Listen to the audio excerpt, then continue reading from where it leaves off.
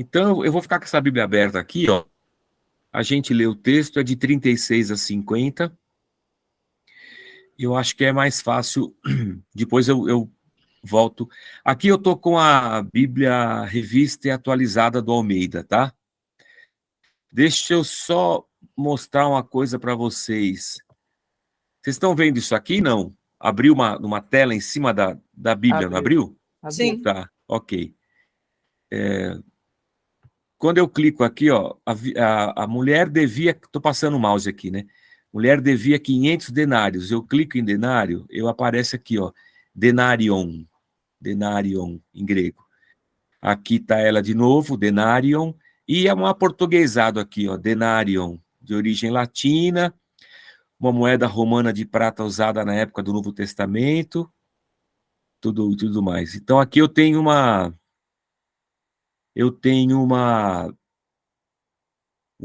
porta aberta com o grego aqui, ó. Se eu abrir os fariseus, por exemplo, eu vou para farisaios,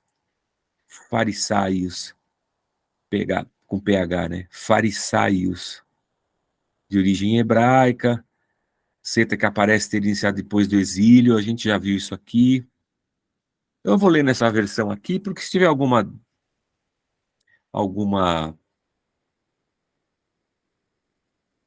coisinha aqui, a gente já vê na hora.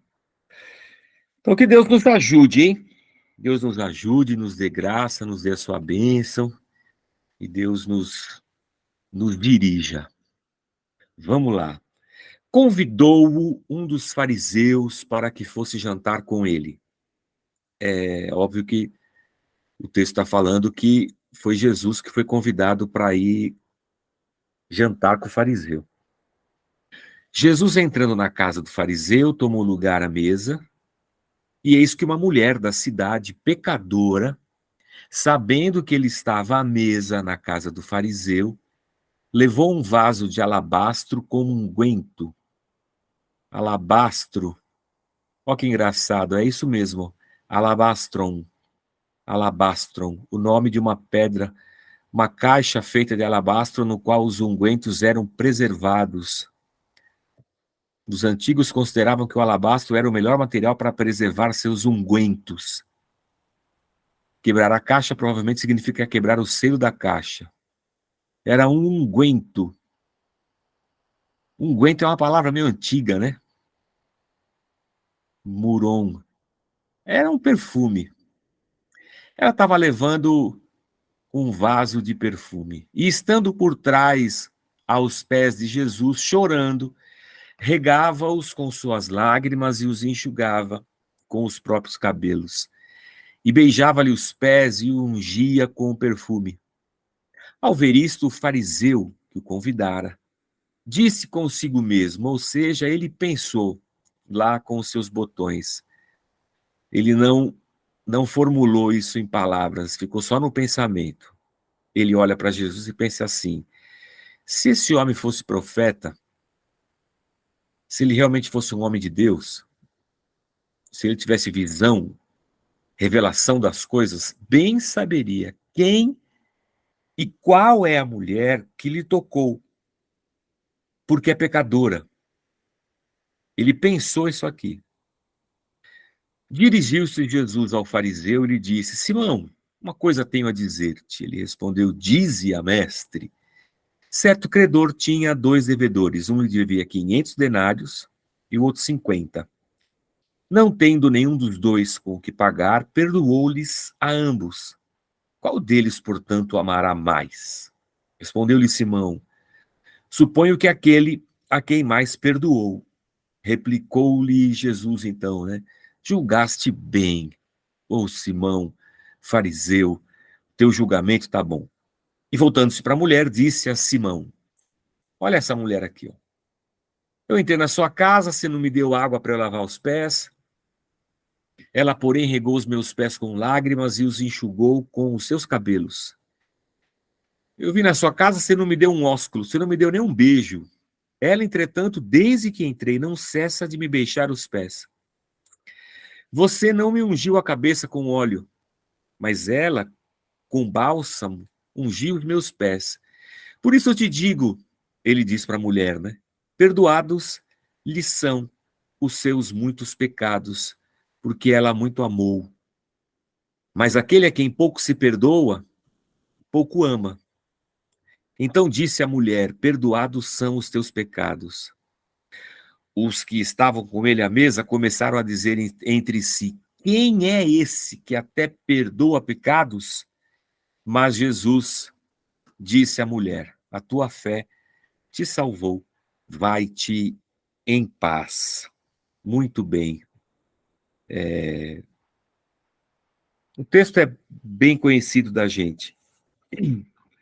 Eu acho que todo mundo leu o, esse pedaço, pelo menos, né?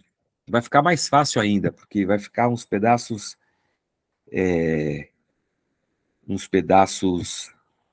menores ainda. Bom, levando em conta tudo que a gente já falou na primeira aula, esse é o cenário que a gente está olhando da nossa frente, né? O fariseu convida Jesus para ir na casa dele. Bom, o fariseu é um cara da elite judaica. O que de cara coloca a gente diante da seguinte situação: o cristianismo não é uma religião para pobre somente, ou para rico somente. A salvação de Deus não está atrelada à nossa condição social. A salvação de Deus não é para o pobre. A salvação de Deus não é para o rico, especificamente. O reino de Deus é para todos, sejam eles pobres ou ricos. Jesus estava com a moçada, com a galera, com a malta, com o Pedro, com o João, com os caras que eram pescadores, mas não tinha problema nenhum em aceitar um convite para ir jantar na casa de um fariseu. Esses jantares geralmente eram jantares, não era só um jantar para se comer comida, né? Na verdade, muita coisa estava em jogo ali, num jantar como esse. Os mestres eram convidados para esses jantares, e nesses jantares eram propostos enigmas, perguntas a respeito da lei, da Torá, e de suas interpretações. E os outros convidados ficavam ao redor para ouvir o que aquele mestre tinha a dizer e qual era a sua interpretação da Torá. As casas ficavam abertas, entreabertas, para que pessoas pudessem ver o jantar da janela, da porta, e participar, ainda que não comendo, pelo menos ouvindo aquilo que se estava sendo exposto.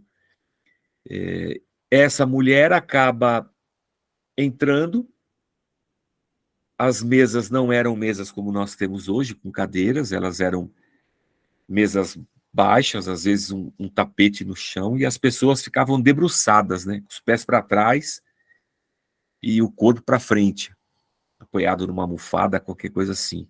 Por isso que a mulher vem por trás de Jesus e o pé dele está acessível, ela não está embaixo da mesa, né? Ela está acessível, os pés de Jesus estão acessíveis à mulher. Bom, Jesus aceita o convite, vai na casa do fariseu e, pela narrativa de Lucas, a princípio nada acontece, a não ser a mulher ficar chorando, lavando os pés de Jesus, com as suas lágrimas, secando com o cabelo, quebrou o vaso, o perfume, derramou o perfume no pé de Jesus e ficou limpando. Era cultura e costume judaico, lá no primeiro século, que se você recebesse um visitante na sua casa, um dos seus escravos se dispusesse a lavar o pé daquela pessoa. Porque você vem da rua, você vem andando de sandália por uma região desértica, então é sempre de bom tom que o convidado receba uma bacia e alguém lhe lave os pés para ele poder se aproximar do tapete e se rebaixar à mesa. Geralmente também era oferecido óleo para se ungir a cabeça. Então, quando você ia na casa de alguém, você era recebido com uma bacia para que os seus pés fossem lavados, você era recebido com óleo sobre a sua cabeça para dar uma refrescada no cabelo. Isso era, naquele tempo, era considerado um negócio bom. Hoje, se pegar uma mulher, fica 2 horas fazendo uma chapinha, aí tu vai lá, mete um óleo na cabeça da mulher, acaba com a chapinha dela, com a... Putz, ia dar uma confusão desgraçada. Mas naquele tempo era assim que funcionava, e funcionava bem. E, e geralmente eles se cumprimentavam com um beijo. O beijo era um cumprimento normal naquela época. A mulher está fazendo tudo isso por Jesus Cristo. E Jesus está acessível à mulher. Isso é uma coisa interessante, né? Aquela mulher ela não teria esse mesmo acesso com a religião. Ela não teria esse mesmo acesso com a religião. O fariseu dizia que ela era uma pecadora, provavelmente deveria ser uma prostituta, alguém que tinha que vender o corpo para poder ganhar um dinheiro aqui e ali. A cultura naquele momento era muito centrada no homem, né? No macho, no patriarca. E as mulheres ocupavam um espaço muito pequeno na sociedade, valia mais do que uma criança, do que um menino adolescente. A mulher não valia nada. E indo uma pecadora, ela não teria espaço nenhum na religião. Mas para Cristo ela tem espaço.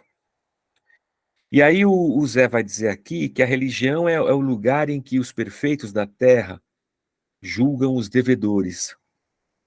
O Simão, quando vê a mulher, ele faz um julgamento duplo, né? Primeiro, ele começa julgando Jesus, porque Jesus, se ele fosse profeta, ele ia saber que essa mulher está encostando nele. Que mulher é essa? Porque se uma mulher pecadora, prostituta como essa, encosta em você, ela vai te, cerimonialmente, ela vai te tornar impuro. Então, ninguém religioso naquela época permitiria que uma mulher nessa condição encostasse nele, porque teoricamente, religiosamente, isso tornaria a pessoa impura. E agora ela vai ter que ir para o sacerdote para se purificar. A mulher está encostando em Jesus e ainda por cima ela é uma pecadora, como diz o fariseu, né?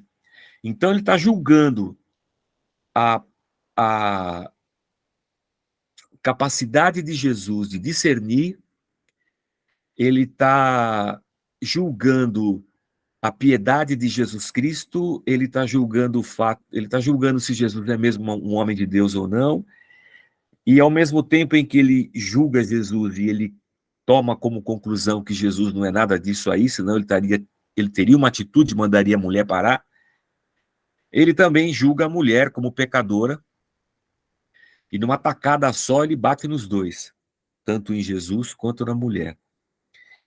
E a religião, ela é mais ou menos assim, né? A religião estabelece para você as rotinas, o que pode, o que não pode, e você então se reveste daquela regra, e todo mundo que não cabe nessa regra, não cabe na sua religião. Então a religião não é um grupo que busca perdidos, né? Pecadores. A religião é um grupo que julga e que tenta, de alguma maneira, fazer com que a pessoa se adeque ao seu sistema, aos seus valores, ao seu jeito de ser. Então, isso é muito interessante, né? Na questão aqui da mulher, e a gente tem que, na leitura do livro, é um olho no peixe e outro no gato, né? A gente tem que olhar para o livro e a gente tem que olhar para a nossa realidade, olhar para o nosso entorno e tentar identificar essas coisas aqui nas religiões que nos cercam, inclusive a nossa própria a nossa própria religião, né? Mas é interessante. Eu lembro que na igreja de onde eu vim, o cara não foi aceito no batismo porque ele fumava. Ele não pôde se batizar. E isso foi dito como era comum, né? E era a regra da igreja. Isso foi falado lá para toda a igreja, para a comunidade inteira, com o cara lá na frente. O cara tá lá na frente de pé esperando e aí, ele fuma. Aí pronto, não pode batizar. O cara nunca mais voltou na igreja. A religião tem essa coisa assim de julgar, né? Só os perfeitos podem. A religião não tem espaço para pecador, para miserável, para mendigo, para prostituta, para gay, para lésbica. A religião não tem espaço para essas coisas. Pois bem, quando Jesus faz a enquete, então, o que move Jesus é o pensamento do Simão, porque Jesus leu o pensamento do Simão e perguntou: Simão, vou fazer uma pergunta para você interpretar a lei para mim. Você é um fariseu, né? Você é um cara que entende da lei pra caramba, você é um dos caras mais do partido dos mais santos aqui na nossa cidade. Ele coloca lá a situação: um cara devia 500, outros 50, o Senhor perdoou os dois, quem vai ficar mais agradecido? Cara, o cara que devia 500, porque foi perdoado uma dívida gigantesca. E o homem vai bem, né? O Simão vai bem na interpretação que ele faz. É exatamente isso que Jesus queria ouvir. Só que aí Jesus vem e bate no Simão, né? E a gente vai ver, e se você prestar atenção, Jesus está sempre batendo em religioso. Ele não bate na mulher, ele não vai dar um esporro na mulher porque ela está lambuzando o pé dele, porque ela encostou nele, sujou ele, tornou ele impuro. Ele não está condenando a mulher, nem julgando a mulher, ele não está nada. Ele está. Mas no Simão ele vai bater, né? Você vê, né, Simão? Entrei na sua casa, você não me deu um beijo, não lavou meu pé, não botou um óleo sobre a minha cabeça, ou seja, você me chamou como um mestre que sou para eu ter um tempo aqui na sua casa, mas você não me deu honra nenhuma. E essa mulher aqui não para de me honrar, porque ela está lavando meu pé com lágrima, está enxugando com o cabelo dela, está ungindo meu pé com perfume. Então, Simão, você tem que aprender essa lição aqui, ó. A lição do amor e do perdão, né? Como Simão se julgava um cara sem pecado é um cara também sem misericórdia, né? Um cara sem pecado é um cara que ama pouco. Um cara que não tem pecado, que se entende perfeito e puro, ele está alheio à vida do outro, né? Ele só quer saber se o outro é perfeito igual ele. Não há espaço para o amor e para a misericórdia dentro do mundo religioso da perfeição. Negócio muito louco isso.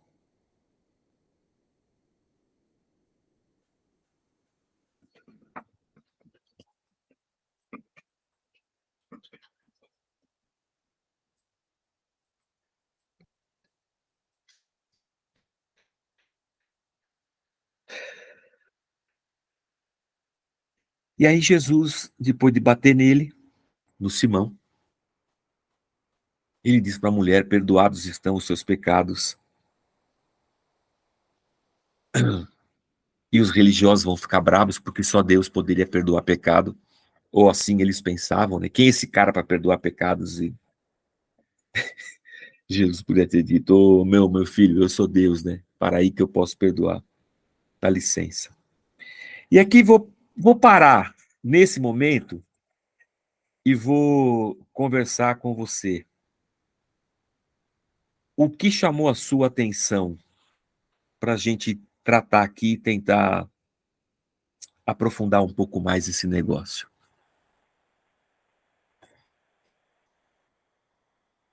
Quem é mais santo, quem é mais puro, quem tem mais autoridade, quem tem mais dons, quem está mais próximo de Deus e qualquer coisa desse tipo.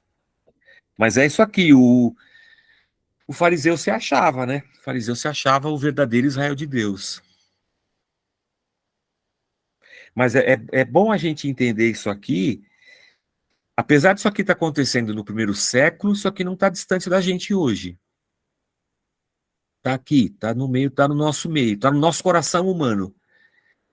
E não só isso, isso aqui está nas estratégias ardilosas de Satanás, que tenta nos desviar da nossa fé e da nossa caminhada cristã, nos desviar para que a gente se transforme numa religião capaz de matar pessoas e afastá-las de Deus.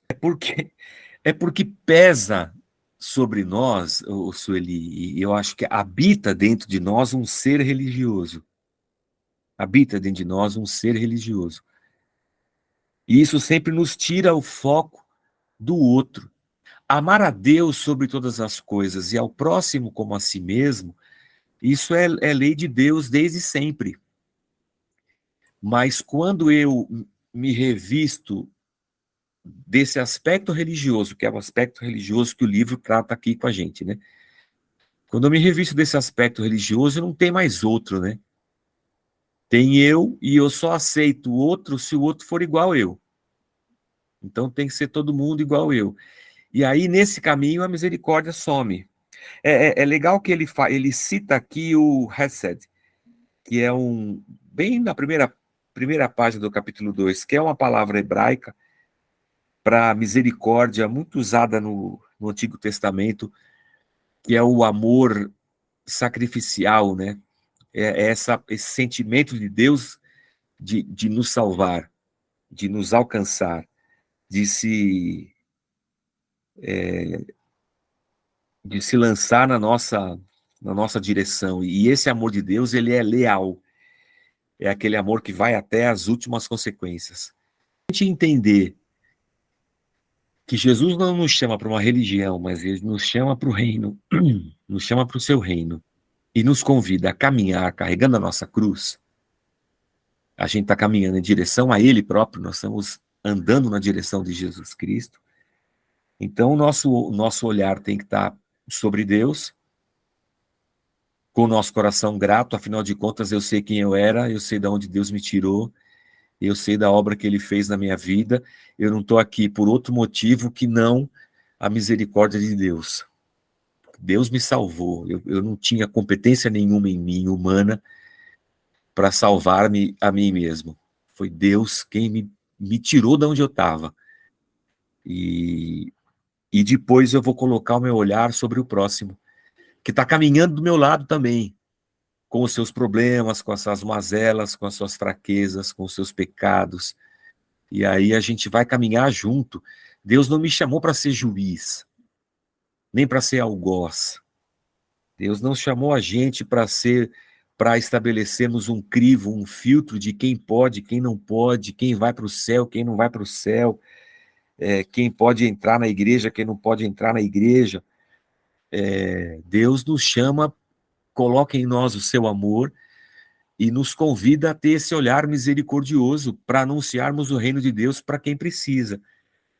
É interessante que a mulher que é pecadora, ela percebe em Jesus Cristo toda a graça e misericórdia e perdão, e teoricamente religioso que deveria perceber, não percebe.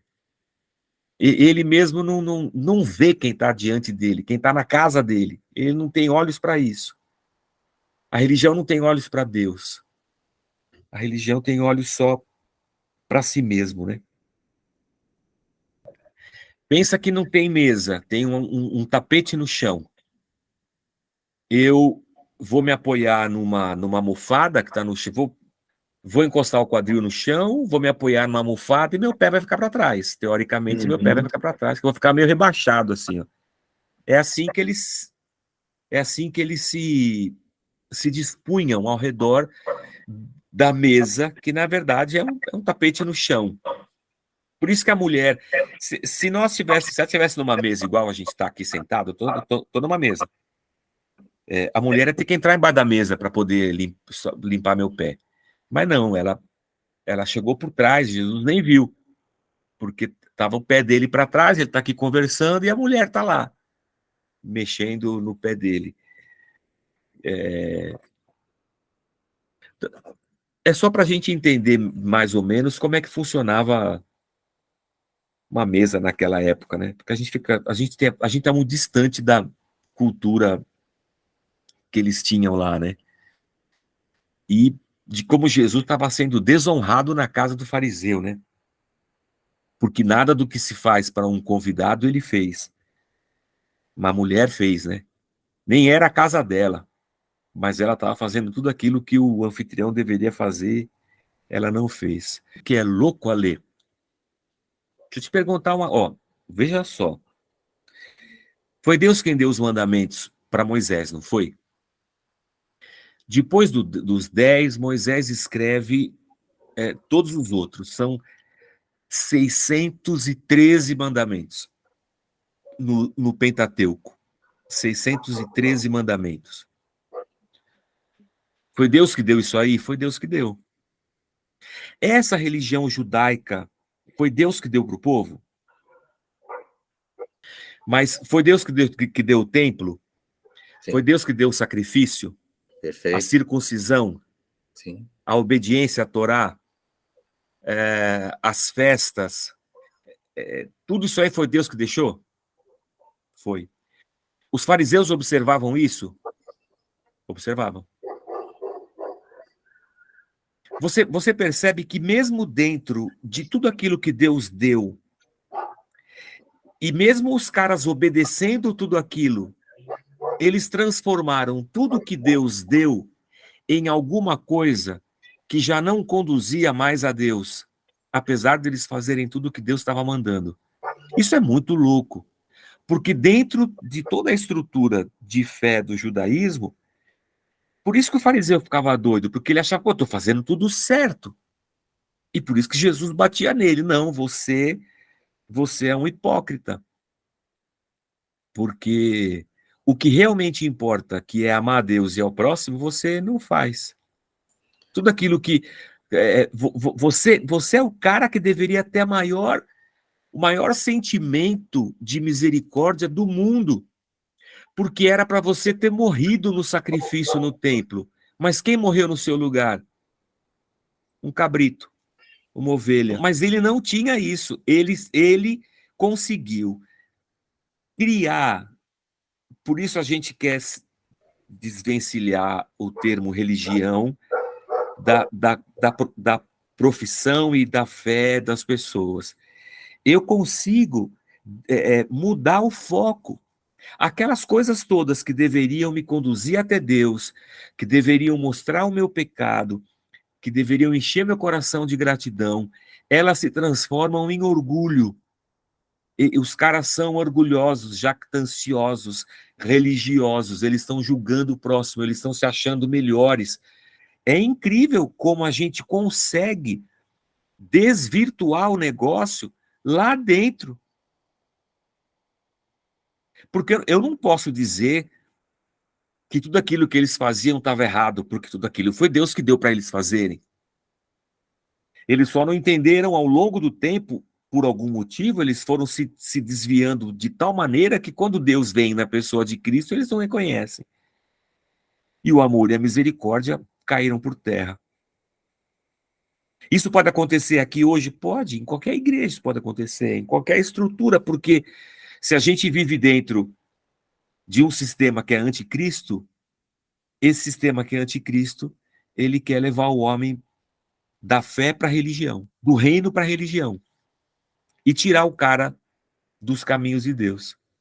Tu diz que ele julgou Jesus por Jesus não saber quem estava encostando nele. Então, naquela sala, o texto diz para nós que, numa escala hierárquica de santidade, de piedade, o fariseu está em primeiro lugar, depois vem Jesus que não está percebendo, e depois vem a mulher pecadora. Quem é o mais santo daquela sala? É o fariseu. Orgulho. É por isso que ele não honra Jesus, e ele não faz nada, não beija, não joga óleo, não lava o pé, não faz nada. Ele só não confronta, Sueli, porque não dá tempo. O Jesus bate nele antes dele verbalizar o que ele pensou. Porque Jesus já pega ele... O texto é muito interessante, né?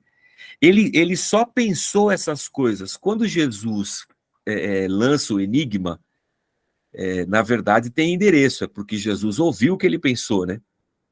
Então ele só não atacou Jesus, ele não atacou Jesus em palavras, ele atacou Jesus em atitudes e no pensamento, só que ele não imaginava que Jesus pudesse saber o que se passava na cabeça dele. E aí Jesus rebate e bate nele, né? Mas é muito interessante, ele não chegou a brigar, o fariseu não deu tempo dele atacar, a não ser em pensamento, né? A intenção, se ele pudesse, eu acho que se tivesse mais tempo, é que Jesus pegou ele antes dele dar o... Talvez esse livro aqui é só Jesus batendo nos religiosos, né? Mas quando, por exemplo, em João,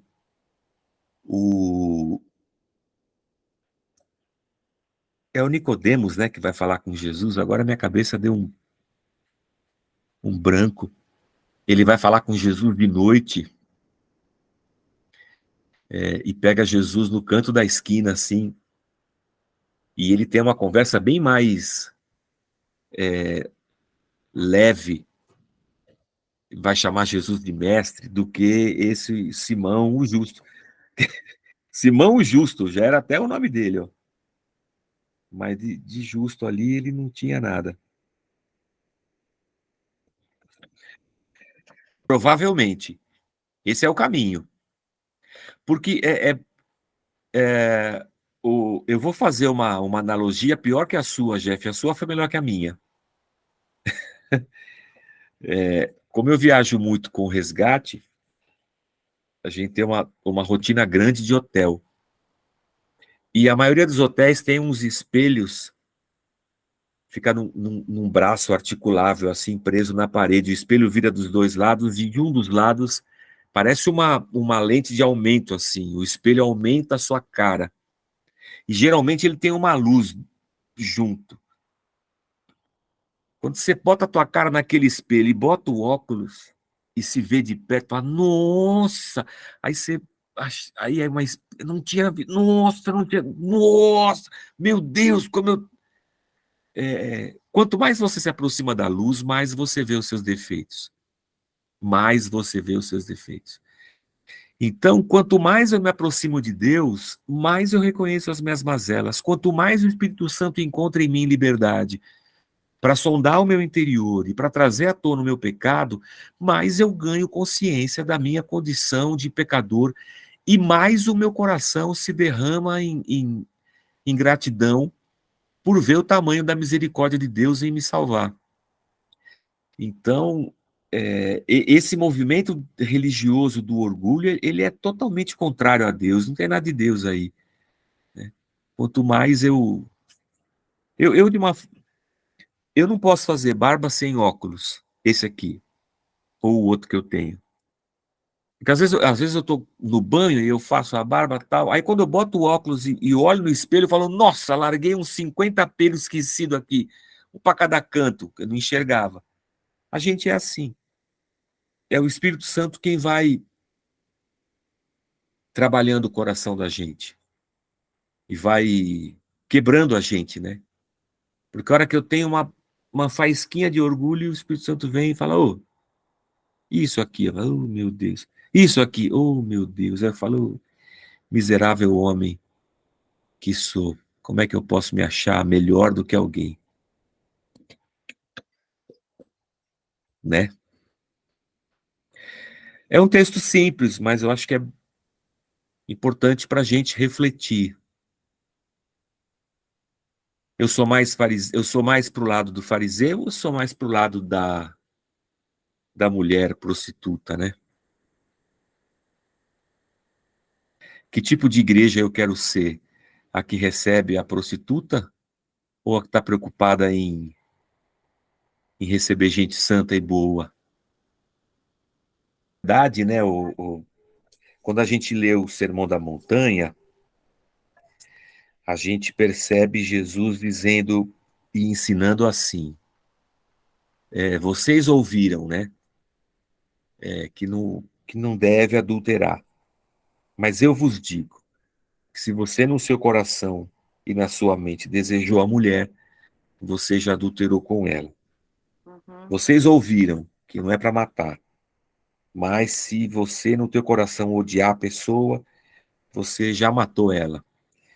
A diferença, eu acredito, e essa é uma diferença grande entre o pensamento judaico e o pensamento cristão, é que no pensamento judaico o pecado é o que eu faço. E no pensamento cristão, o pecado é o que eu sou. O pecado está dentro de mim. Se eu conceber ele na minha mente, já ferrou, já pequei. E isso é uma diferença bastante grande dentro dos dois pensamentos, né? Mas quando Jesus vem, ele vem para transbordar a lei, né? Ele fala, eu não vim destruir a lei, eu não vim implodir a lei, eu vim completar a lei, eu vim cumpri-la e eu vim transbordá-la no seu significado. Então, se você, dentro da sua mente, você odiar, você já matou. Se você no seu coração desejar, você já adulterou. Então, o pecado sai da prática e vem para o coração, vem para o campo das intenções, dos sentimentos. Ficou bem mais difícil, né? Porque antes eu podia pensar à vontade, era só não fazer. Agora só dar uma pensadinha já me lasquei. Mas isso é o reflexo da nossa natureza, né? Do que nós somos, né? Mas e para exceder a justiça do fariseu, o único jeito era esse. Era trazendo o pecado para dentro do coração, esse entendimento. Porque ninguém cumpria a lei como um fariseu. Lá no primeiro século, ninguém cumpria a lei como um fariseu. Só que com um coração hipócrita, né? E eu tenho que exceder isso aí. Eu tenho que cumprir com sinceridade. Aí eu vou dizer, é muito mais difícil. Né? Aí eu preciso da graça de Deus, eu preciso da misericórdia de Deus, eu tenho que me reconhecer pecador. Aí ferrou. Aí só de joelho aos pés da cruz, aos pés da cruz. Então é isso, meus amigos. É muito cuidado. A gente tem que ter muito cuidado. Deus que lê mente e coração vai saber qual é. A gente aqui, eu não tenho como saber qual é a intenção do seu coração, a do Exílio, a do Carlos. Estamos saindo fora bastante aqui, mas o único caminho que nós temos é pelo fruto a gente vai conhecer.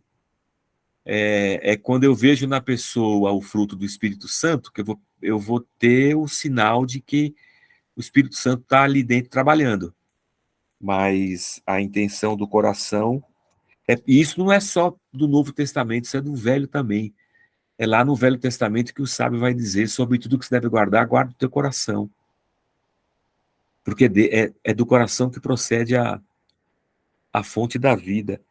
Então isso não era para ser um fator desconhecido do pensamento judaico, mas ao longo dos séculos o judeu optou por deixar o pecado só nas minhas ações.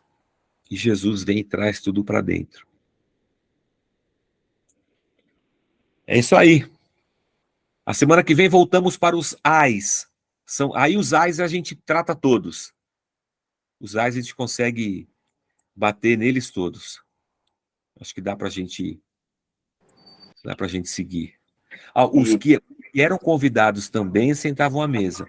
Ou o que era ouvinte ficava só ao redor ali, tentando caçar o que estava sendo dito. Legal. Tão interessante essa situação. Jesus,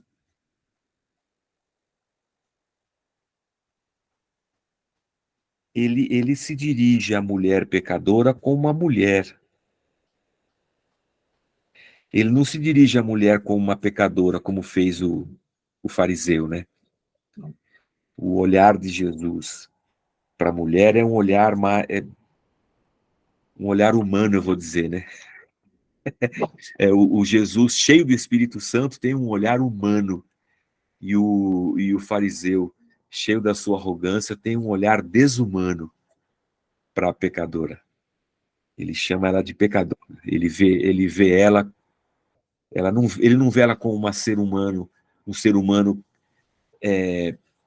que pode ser alvo do amor de Deus. Ele olha para ela como uma mulher que não está na aliança de Abraão. Isso aí é assim é assim que os evangélicos hoje olham para várias classes de,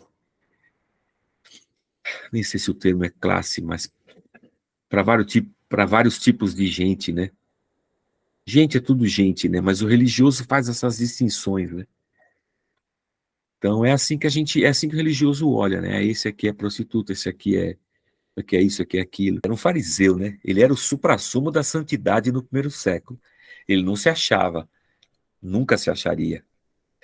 E é interessante, às vezes, você ler no texto, né? Que publicanos e pecadores se aproximavam de Jesus. Como assim pecador? Pô, todo mundo é pecador, né? Mas eles conseguiam fazer essa distinção aí. Eu sou judeu, eu não sou um pecador. Eu sou um fariseu, eu não sou um pecador. Pecador é esse gentio, pecador é aquele samaritano, pecador é esse publicano, eu não sou. Uma coisa, religião é tudo assim. Não mudou nada. Só muda o nome da religião, da igreja, do pastor. Ele pode ser pastor, ele pode ser guia, ele pode ser o que for, não padre, ele pode ter o nome que for, sacerdote, não importa. Onde quer que seja, se o reino não estiver lá, a religião vai estar afastando o homem de Deus. É isso aí. Faça o que eu falo. Os fariseus impunham até as leis específica para sacerdote, eles obrigavam o povo a cumprir. Aí era um negócio de louco, né? Uma rigidez, uma rigidez assim terrível. Só peso, só opressão na cabeça do povo. Não, se você achar uma, foge dela. Já pronto. Onde tiver gente, não vai ter perfeição nunca. Onde houver um ser humano, não haverá perfeição, porque não há perfeição em nós.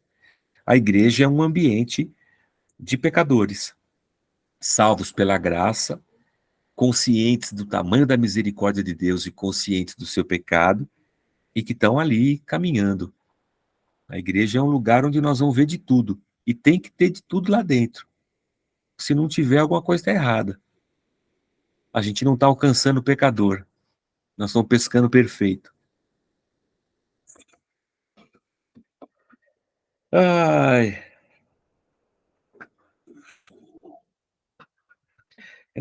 Ainda bem que Deus chamou a gente, né? Porque no fim das contas nós também somos gentios, né? A gente entrou nessa, na rabeira. Graças a Deus. Graças a Deus. É assustador. Assustador. Mas que Deus nos ajude, que Deus tenha misericórdia de nós. Amém. Pecadores. Que Deus tenha misericórdia de nós, pecadores. E vamos que vamos. Acho que é isso aí, hein, gente? 9h30, ó, foi leve, foi light, nada pesado, foi bem tranquilo. Semana que vem a gente vem com os ais. Os ais são pesados também. Jesus bate legal. É bom bater em religioso. Ai, ai, ai. Mas nós vamos lá, devagarzinho. Tchau, gente. Beijo em vocês. Até.